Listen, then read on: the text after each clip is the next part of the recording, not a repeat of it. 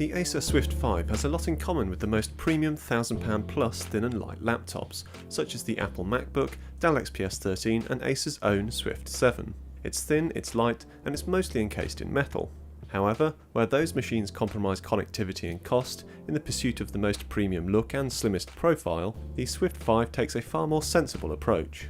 Not only does it include a wealth of connections, it's also available for just £699, making it a great option for those seeking portability and style without breaking the bank and without sacrificing practicality.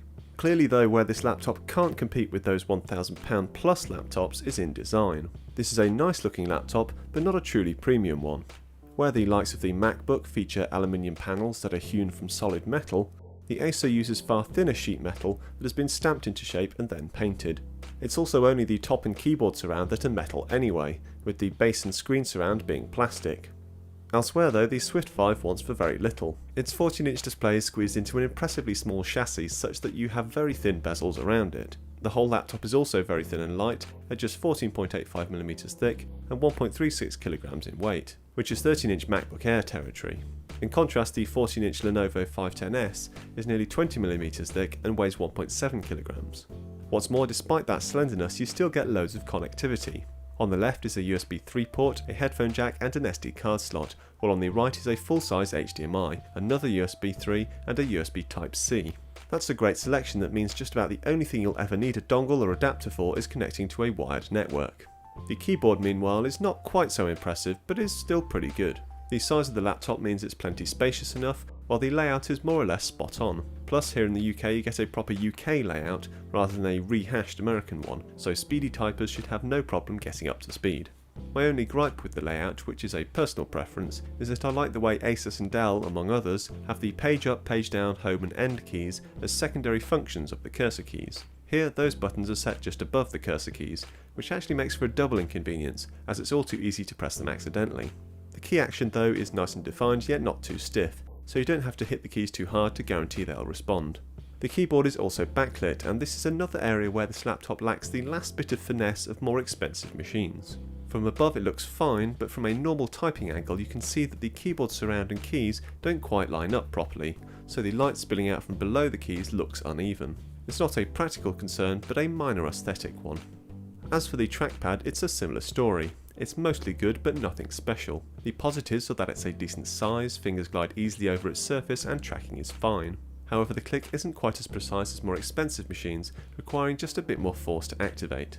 Incorporated into the top left of the trackpad is a fingerprint reader, which works well in conjunction with Windows Hello for quickly and securely logging into your laptop. Another area where this laptop really shines is its display. The 14-inch LCD panel has a plentiful resolution of 1920 by 1080 pixels, and uses IPS technology to ensure it has great viewing angles. Coupled with good overall colour accuracy, contrast and maximum brightness, it's good for just about anything you throw at it. The only downside is the glossy finish, which inevitably picks up reflections far more readily than matte screens. However, it appears to have an anti-reflective coating that, when combined with the good maximum brightness, means it's still mostly practical to use in bright light. As for performance, at the heart of this machine is the choice of either the Intel 7200U or 7500U, both of which are brand new Kaby Lake processors. Both are also dual-core with hyper-threading, with the 7500U having a slightly higher clock speed and larger L3 cache. The extra £100 for the 7500U probably isn't worth it for most users, but some will value the extra 15% or so performance boost it should provide. You also get a 256GB SSD and 8GB of RAM, making for a machine that's got all the speed you'll need for day-to-day tasks. The SSD isn't one of the ultra-fast PCIe variety, but is still plenty fast enough. When it comes to gaming though, you can just about play a few basic games, but anything truly demanding will be unplayable. Instead, it's battery life where this laptop continues to impress. It managed 9 hours and 25 minutes in my PowerMark test, which compares to 8 hours 37 minutes for the similarly priced Lenovo 710S. You also get the latest multi-user MIMO Wi-Fi, while the stereo speakers are perfectly adequate, even if most of the legwork is actually done by the Dolby Audio software. Before I wrap up, there is one final thing that puts a damper on my enthusiasm for this laptop. It's annoying to see Acer has installed some fairly egregious bloatware on this machine. It can be uninstalled, but it shouldn't be there in the first place.